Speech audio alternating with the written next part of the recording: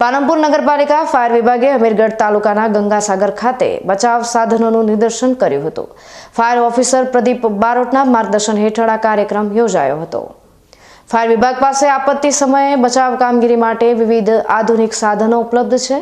નિદર્શન દરમિયાન પાણીમાં ડૂબી ગયેલા વ્યક્તિને રિમોટની મદદથી કેવી રીતે બચાવી શકાય તે દર્શાવવામાં આવ્યું હતું। આ ઉપરાંત બચાવ કામગીરી માટે વપરાતી બોટનું પણ ટેસ્ટિંગ કરવામાં આવ્યું હતું। આ નિદર્શનથી ફાયર વિભાગની કટોકટી સમયની તૈયારીઓ અને ક્ષમતાઓનો ખ્યાલ આવ્યો હતો।